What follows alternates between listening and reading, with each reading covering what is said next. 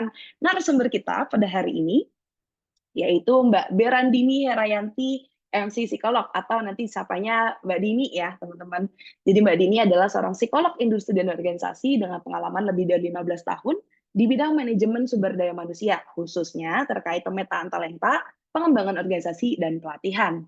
Nah, Mbak Dini ini sudah tersertifikasi sebagai asesor kompetensi dari BNSP dan berpengalaman dalam menangani berbagai proyek asesmen dan penyusunan kamus kompetensi yang disesuaikan dengan kebutuhan instansi dan perusahaan. Nah, ini dia.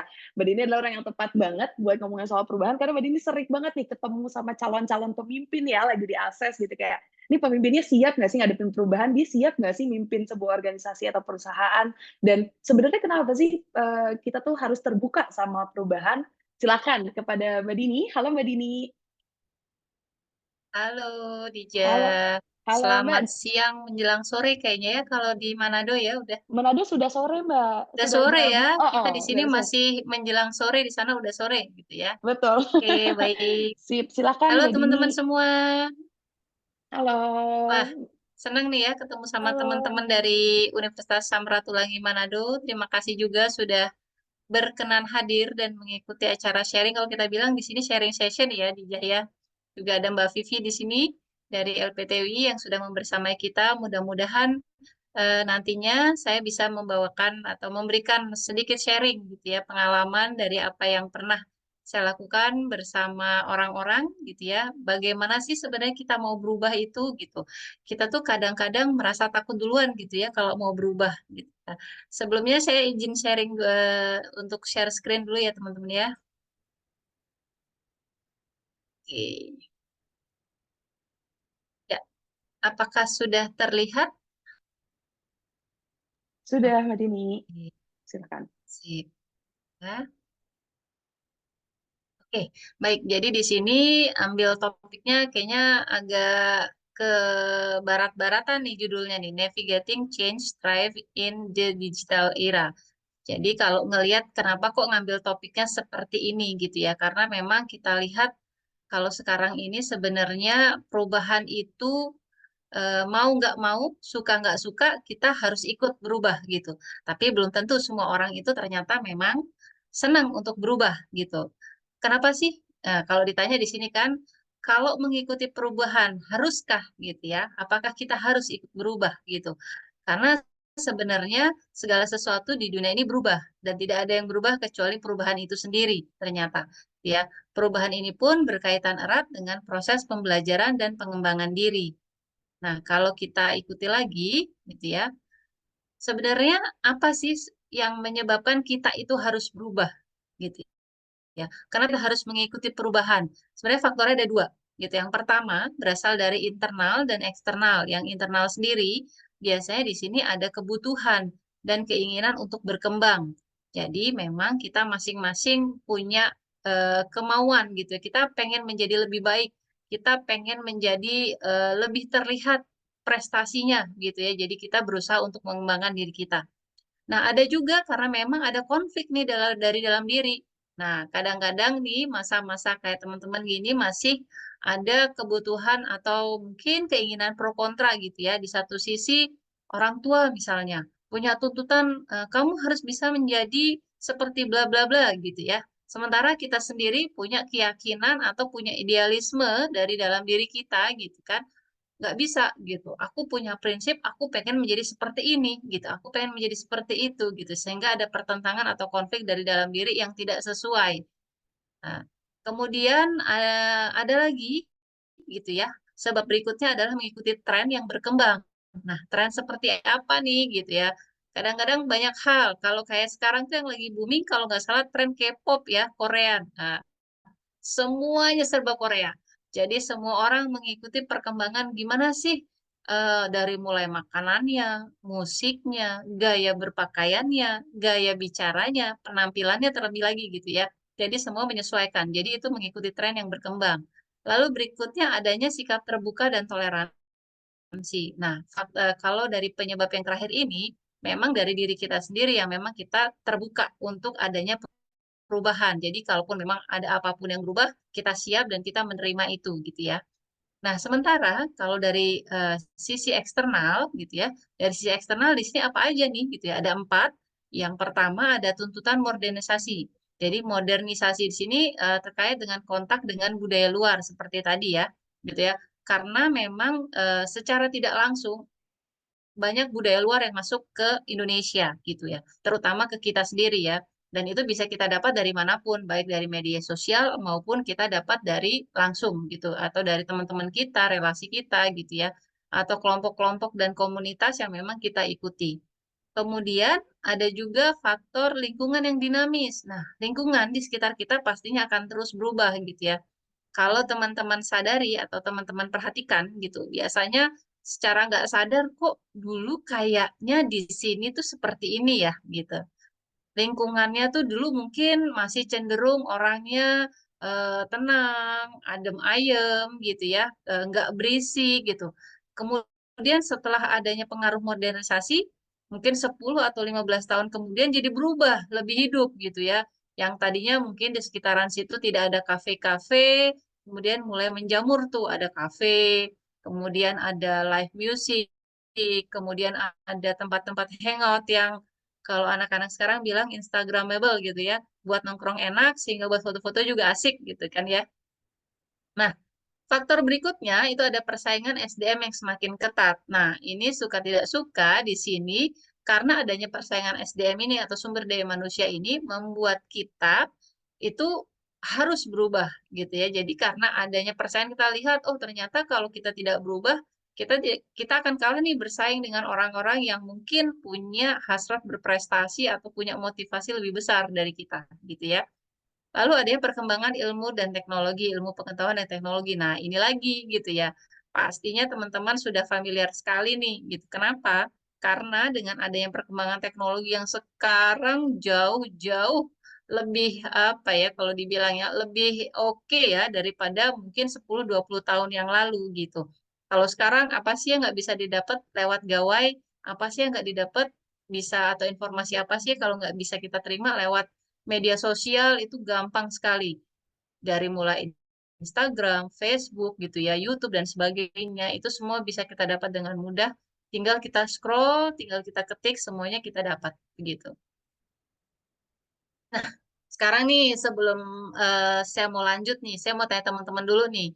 Kira-kira kalau menurut teman-teman tuh ya, apa sih sebenarnya yang membuat teman-teman itu mungkin bisa jadi resisten atau melakukan penolakan terhadap perubahan. Nah, mungkin bisa di sini ada yang mau kasih mungkin raise hand atau mau tulis di kolom chat juga boleh. Apa sih penyebab kita resisten terhadap adanya perubahan yang terjadi di sekitar kita?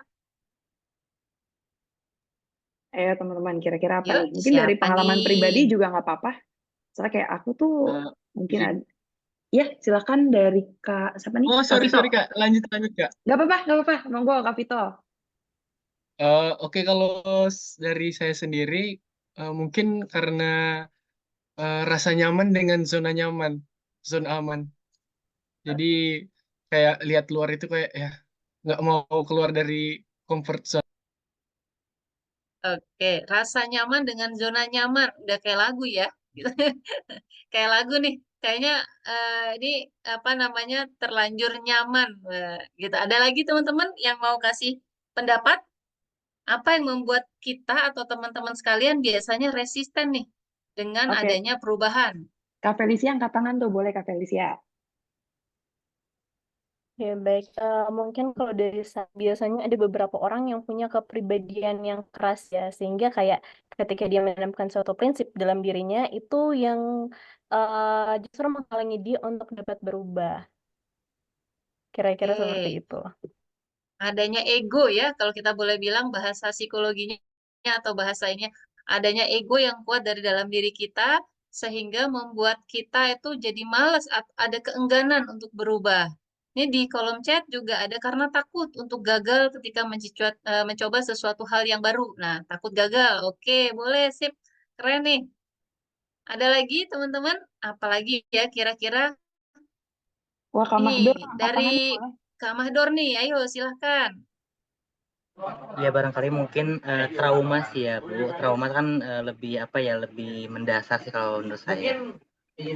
Oh, ada faktor trauma sehingga takut untuk berubah ya, karena mungkin ada pengalaman-pengalaman tidak menyenangkan yang dialami sehingga menolak untuk berubah begitu. Oke, sip teman-teman. Terima kasih partisipasinya. Kemudian terima kasih juga untuk apa namanya alasan-alasannya apa aja sih sebenarnya yang membuat kita tuh resisten atau menolak untuk berubah. Nah, memang benar apa yang sudah teman-teman katakan gitu ya. Kita menolak untuk berubah tuh karena apa ya? Coba kita lihat. Oke, sebentar ya. Nah, ini dia. Penyebab kita menolak untuk berubah atau resisten gitu. Yang pertama tadi, dianggap sebagai momok yang menakutkan dan harus dihindari. Jadi belum-belum udah merasa, wah nanti kalau aku ikut berubah, wah nanti jangan-jangan gitu ya. Wah udahlah mendingan gak usah deh gitu. Mendingan gak usah daripada nanti kalau aku kenapa-kenapa. Nah itu kan, jadi takut kalau kita dicap berbeda gitu. Jadinya kita dicap berbeda karena kita pengen berubah, tidak mengikuti atau tidak sama dengan rekan-rekan yang lain, dengan komunitas kita atau kelompok kita. Nah, itu. Yang kedua, tidak memiliki keberanian untuk mengambil resiko. Nah, ini dia. Seperti tadi yang mungkin sudah disampaikan, takut gagal, gitu ya. Kalau aku berubah nanti, kalau misalnya nggak bisa, gimana? Kalau aku gagal, gimana? Nanti jangan-jangan apa yang aku lakukan, padahal aku pengen menjadi begini, taunya menjadi begitu, gitu ya. Jadi, di luar ekspektasi kita. Nah, kemudian yang ketiga, keengganan untuk keluar dari zona nyaman. Tadi juga sudah disampaikan ya, ada keengganan untuk keluar dari zona nyaman karena merasa posisi saat ini atau apa yang dijalani saat ini sudah terlanjur enak, terlanjur nyaman, kemudian merasa sudah stabil, udahlah aku mau ngapain lagi sih, aku nggak nuntut macam-macam kok gitu ya. Jadinya lebih kepada ada keengganan, jadi tidak mau mencoba hal baru, jadi merasa ya udah belum tentu nanti kalau aku nyobain yang itu aku bisa senyaman saat ini gitu ya. Tadi seperti yang pertama disampaikan tadi, nyaman yang apa tadi bahasanya ya Dijah ya, nyaman yang susah keluar untuk dari rasa nyaman gitu ya. Oke, coba kita berikutnya. Nah, ini dia. Memang betul. Tidak mudah ya gitu untuk bisa mengikuti perubahan itu. Tapi apa nih yang harus kita lakukan? Gitu kan? Apakah kita mau terus bertahan atau kita mencoba untuk bisa berubah gitu ya. Nah, yang pertama kita ada growth mindset. Di sini kita membangun rasa percaya diri sehingga lebih mudah beradaptasi dan belajar serta bersedia menerima tantangan untuk mendapatkan kesempatan baru. Jadi harapannya dengan kita membangun rasa percaya diri kita, kita akan lebih mudah untuk beradaptasi dan belajar. Nah, di sini nantinya harapan ke depannya juga, kalau kita percaya diri itu kita akan lebih mudah untuk mempelajari banyak hal. Kita akan lebih mudah untuk bisa punya kesempatan juga gitu ya, punya kesempatan di mana kita tuh nantinya, oh ternyata kalau saya PD itu yang memberikan penawaran untuk bisa A, bisa B, bisa C banyak ya gitu. Jadi kita makin pede lagi nih gitu kan. Nah, rekan kita makin banyak, kemudian komunitas kita makin banyak, relasi kita pun semakin bertambah gitu ya. Tantangannya juga semakin oke nih ke depannya.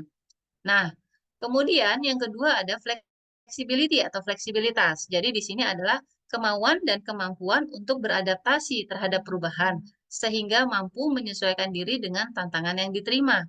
Nah, di sini kadang-kadang kita seperti tadi di awal bahwa kita sulit untuk berubah karena ada keengganan keluar dari zona nyaman, ada ketakutan, jadi ada pikiran-pikiran negatif yang sudah muncul lebih dulu gitu ya.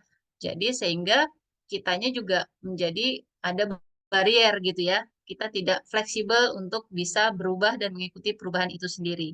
Kemudian yang ketiga, yaitu resiliensi atau resilience. Di sini diharapkan kita bisa berpikir positif dan optimis dengan memperkuat jejaring profesional, sehingga lebih percaya diri dan berani dalam menghadapi perubahan. Nah, teman-teman tentunya nih, apalagi teman-teman mahasiswa nih, komunitasnya pasti udah banyak, teman-temannya juga pasti sudah banyak. Nah, di sini kalau kita punya jejaring profesional yang nantinya bisa membantu kita untuk bisa berubah gitu ya. Harapannya kan teman-teman mengikuti komunitas tentunya pengen ada perbaikan gitu ya, perubahan ke arah yang lebih positif ke depannya.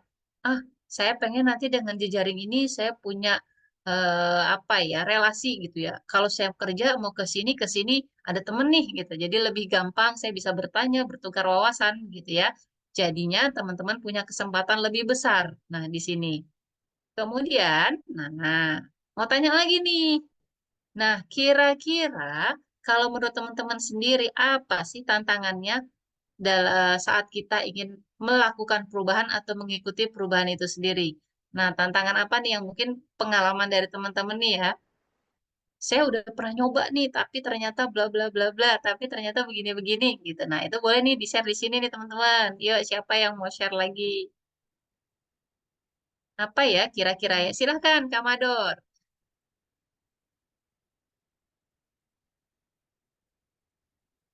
Halo, Kak Mahdor, silahkan. Belum terdengar suaranya.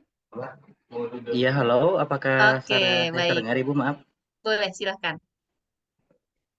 Ya baik, Bu, barangkali mungkin untuk hambatan yang sering terjadi seperti untuk melakukan perubahan itu, yang pertama adanya faktor dari lingkungan sekitar, karena mungkin faktor sekitar itu menganggap apa ya, kayak kita tuh berstatement bahwa penilaian orang lain tuh kan takut gimana-gimana ke kita gitu kan ya, makanya itu jadi suatu hambatan yang memang apa ya, memang sering terjadi sih kalau menurut pribadi gitu ya, Bu. Barangkali seperti itu. Oke, jadi sudah ada labeling begitu ya, Kak ya, saat kita ingin melakukan perubahan begitu.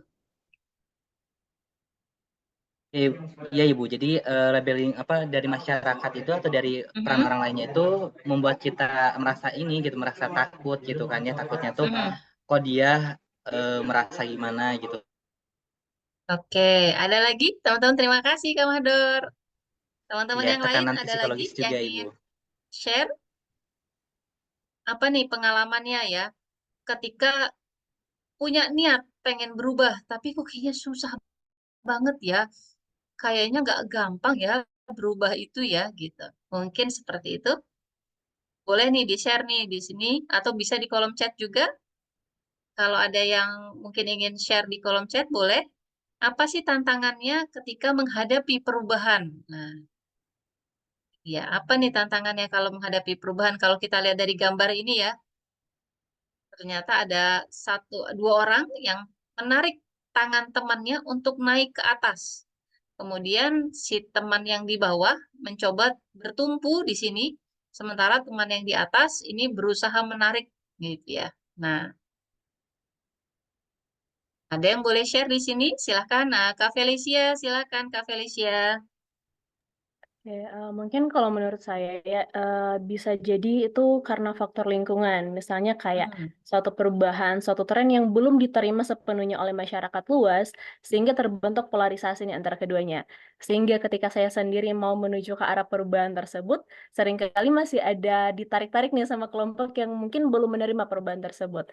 Dan menurut saya Oke. mungkin itu ya yang menjadi kayak suatu hal yang dapat juga menghambat kita untuk mengarah ke perubahan tersebut.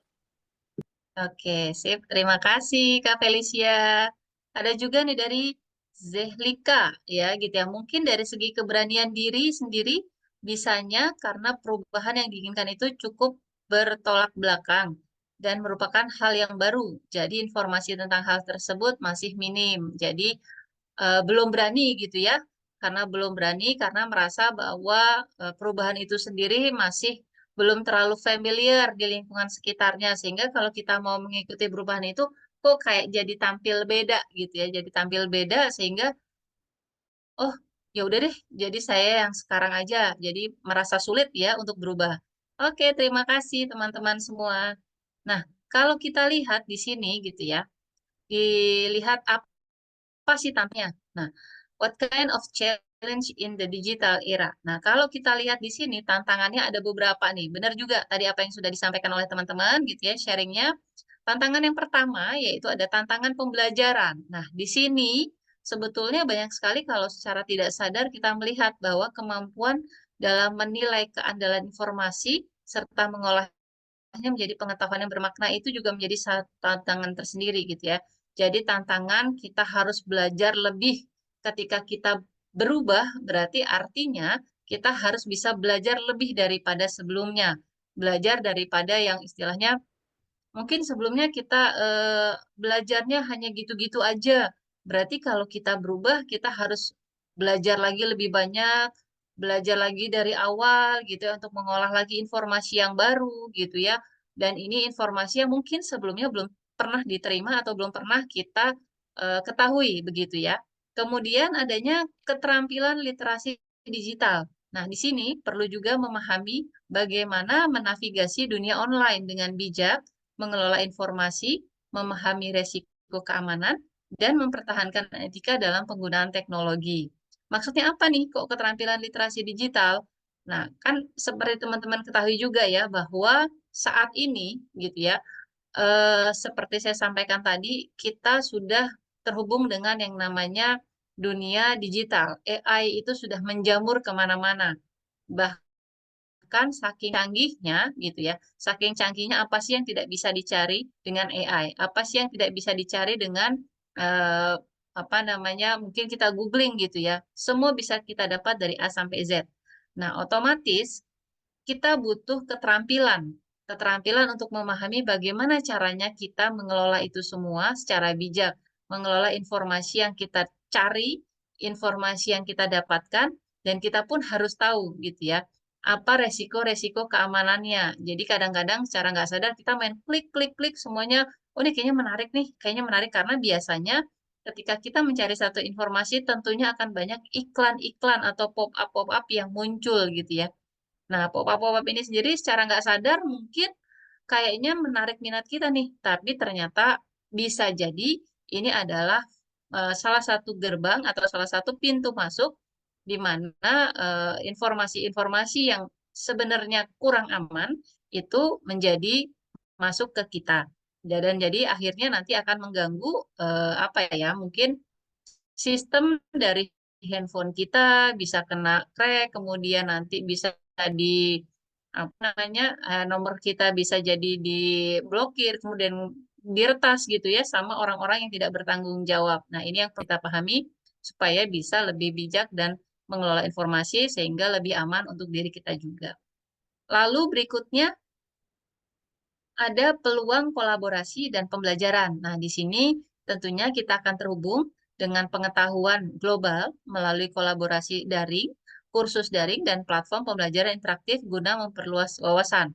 Maksudnya bahwa tantangan ketika kita berubah itu tentunya nantinya akan ada banyak peluang-peluang untuk berkolaborasi dan belajar lebih banyak yang mana bisa kita dapatkan melalui pembelajaran online, offline gitu ya, daring gitu ya, secara online, kursus-kursus, kemudian platform pembelajaran interaktif yang sekarang sudah banyak sekali itu ya yang kita dapatkan yang bisa kita ikuti. Mungkin kalau dari teman-teman mahasiswa juga ada platform apa khusus yang bisa membantu teman-teman mahasiswa untuk belajar lebih banyak mengenai materi perkuliahan.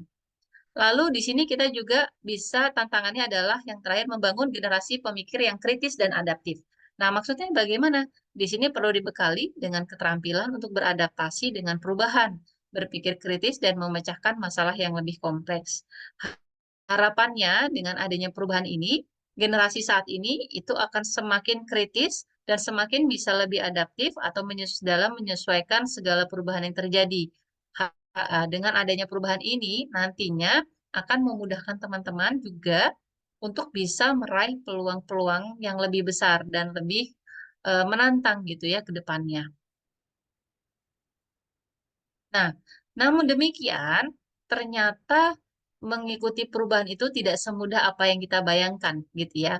Ternyata ada juga hal-hal negatif yang mempengaruhi ketika kita mengikuti perubahan itu sendiri. Kenapa? Karena di era digital ini telah membawa banyak perubahan yang signifikan dalam kehidupan sehari-hari, termasuk dalam dunia pendidikan. Di sini mahasiswa biasanya dihadapkan pada berbagai tantangan yang perlu diatasi agar dapat meraih kesuksesan dalam studinya. Apa saja sih hal-hal negatif yang berefek gitu ya terhadap pada perubahan itu sendiri? Yang pertama itu adanya distorsi informasi atau information distortion. Nah, distorsi informasi, apa itu ya distorsi informasi ya? Sebenarnya mungkin itu kayaknya teman-teman udah pada tahu ya. Kalau distorsi informasi itu adalah tantangan pertama yang biasa dihadapi oleh mahasiswa adalah gimana dalam dunia digital ini informasi itu kan dapat dengan mudah tuh ya didapat, diakses dari berbagai sumber. Namun seperti yang saya sampaikan tadi, tidak semuanya dapat dipercaya. Mahasiswa di sini tentunya perlu memiliki kemampuan untuk memilah dan memilih informasi yang benar dan dapat dipercaya agar tidak terjebak dalam informasi yang salah. Jadi banyak banget kan ya informasi-informasi hoax yang kayaknya ketika masuk misalkan lewat platform hijau, tahu-tahu main kita sebarkan ke yang lain. Sementara kita tidak tahu kebenarannya dan tidak dapat dipertanggungjawabkan sehingga dikhawatirkan nanti akan berefek pada kita sendiri. Begitu. Yang kedua, efek yang kedua yaitu adanya dependence on technology atau ketergantungan pada teknologi. Nah, di era ini biasanya, nah banyak banget nih ya, kita maupun orang-orang di sekeliling kita tuh udah mulai ketergantungan. Ketergantungan pada gadget, ketergantungan pada audio visual gitu ya. Yang mana ketika kita sudah tergantung dengan ini akan mempengaruhi kehidupan. Nah, teknologi menjadi hal yang sangat penting. Memang betul, biasanya kita butuh cari tugas, kita butuh untuk mengerjakan hal-hal gitu ya, yang memang benar-benar membantu untuk akademik teman-teman juga gitu. Tapi ternyata ketergantungan pada teknologi dapat mengurangi kemampuan mahasiswa dalam berpikir kritis dan kreatif. Kenapa? Karena dengan adanya kita ketergantungan dengan teknologi, kayaknya semua informasi dapat gitu. Tapi pada akhirnya kita menjadi kurang bisa mengimprovisasi atau mengeluarkan ide-ide kreatif yang muncul dari otak kita sendiri gitu ya. Jadi karena apa? Kebanyakan misalnya, oh saya mau cari ini googling, saya mau cari ini googling gitu ya. Karena jadi akhirnya kita ketergantungan nih sama si kalau orang bilang sama si Mbah Google nih gitu ya. Karena dikit-dikit Google, cari aja deh semua ada di Google kok gitu. Semua ada deh, nggak ada yang nggak ada gitu ya. Nah itu yang membuat kita menjadi kurang kritis dan akhirnya kita menjadi lebih tergantung pada teknologi. Lalu yang ketiga, adanya limited social interaction atau keterbatasan interaksi sosial. Nah, di sini biasanya mahasiswa akan menjadi lebih cenderung menghabiskan waktunya di depan layar gadget atau komputer, ya kan? Coba deh, teman-teman hitung, dalam satu hari berapa jam yang dihabiskan untuk kita bermain gadget daripada kita berinteraksi secara langsung dengan orang-orang di sekeliling kita. Nah, kita lihat nih, sadar dari mulai bangun tidur pasti gadget. Lihat ada apa ya berita. Dah, kita jalan lagi nanti, bentar lagi lihat gadget lagi. Nah, teman-teman bisa hitung nih, nanti kira-kira berapa banyak waktu yang kita habiskan untuk bermain gadget daripada kita berinteraksi sosial. Nah, padahal interaksi sosial ini sangatlah penting dalam membentuk kemampuan komunikasi dan interpersonal teman-teman juga gitu ya. Bagaimana cara kita berkomunikasi, bagaimana cara kita berinteraksi. Nah, ini tergantung keseringan kita berkomunikasi dan menjalin relasi dengan orang-orang yang ada di sekeliling kita. Nah, kemudian yang keempat apa nih efek negatifnya? The demand to always be connected, artinya tuntutan untuk selalu terhubung ya. Maksudnya gimana? Dalam dunia digital itu kan mahasiswa nih dapat dengan mudah dihubungi melalui berbagai media sosial atau aplikasi chatting. Nah, namun tuntutan untuk selalu terhubung ini dapat mengganggu konsentrasi dan produktivitas teman-teman juga dalam menyelesaikan tugas-tugas akademik. Kenapa? Kok jadinya? Iya, karena kita akhirnya sedikit-sedikit handphone. Jadi kayaknya sekarang lebih baik kalau ketinggalan dompet masih aman daripada ketinggalan handphone gitu ya. Kadang-kadang saya pernah dengar tuh ada yang bilang gitu. Aduh Mbak, aku udah pusing keluar kepala nih. Kepalaku udah nggak tahu rasanya kalau aduh handphoneku udah ketinggalan.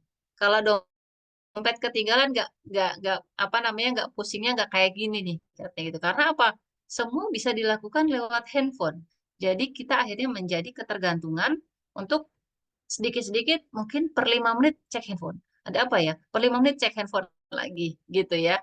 Nah, lalu negatif impact yang terakhir yaitu increasingly tighter competition. yaitu persaingan yang semakin ketat. Nah, di sini mahasiswa pastinya akan dihadapkan pada persaingan yang semakin ketat di era digital. Informasi, ilmu pengetahuan, semua didapat dengan mudah dan oleh siapa saja. Jadi bisa kita dapat dari mana saja gitu ya. Sehingga sebenarnya persaingan untuk meraih kesuksesan dalam dunia akademik ini akan semakin ketat. Nah, inilah yang membuat kita akhirnya harus lebih berhati-hati gitu. Karena kalau kita tidak memanage atau mengatur semua hal yang memang kita terima, walaupun niatnya kita baik, kita ingin berubah, tapi ternyata ada juga efek negatifnya, ya. Nah, kemudian berikutnya apa nih? Bagaimana nih strategi kita untuk menghadapi perubahan itu sendiri, gitu ya. Nah, seperti tadi, yang pertama kita adalah continuous learning. Jadi di sini kita harapannya dalam era digital ini teknologi dan tren terus berkembang. Oleh karenanya, penting untuk terus belajar dan mengembangkan diri agar dapat mengikuti perubahan. Jadi kita terus berubah, tapi kita juga terus belajar. Jangan berhenti untuk belajar, mengikuti hal-hal yang baik, dan mengikuti untuk hal-hal yang memang menurut kita sesuai gitu ya. Jangan semuanya kita ikuti. Demi ada kata yang penting aku bisa berubah, yang penting aku mengikuti tren dan aku selalu menjadi up to date atau kekinian gitu ya. Kemudian adapt to change, jadi beradaptasi dengan adanya perubahan itu sendiri. Perubahan adalah hal yang pasti terjadi di era digital. Nah, oleh karenanya, penting untuk dapat beradaptasi dengan perubahan tersebut agar dapat tetap relevan dan bersaing di pasar. Jadi memang seperti tadi disampaikan bahwa kemampuan kita menyesuaikan diri untuk beradaptasi atau ya beradaptasi dengan perubahan itu tidak mudah gitu ya. Pastinya akan ada pro dan kontra dari diri kita sendiri atau mungkin dari orang-orang di sekeliling kita. Tapi tidak menutup kemungkinan kita bisa terus berupaya untuk bisa menyesuaikan dengan perubahan yang terjadi ini juga gitu. Kemudian yang ketiga yaitu use technology wisely. Jadi gunakanlah teknologi dengan bijak gitu ya.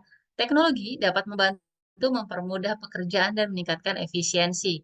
Namun, penggunaan teknologi yang tidak bijak dapat berdampak negatif pada pekerjaan dan kehidupan pribadi. Nggak jarang ya teman-teman, mungkin teman-teman pernah baca nih, ada orang yang kena skors atau orang yang kena SP atau surat peringatan gara-gara keseringan main handphone.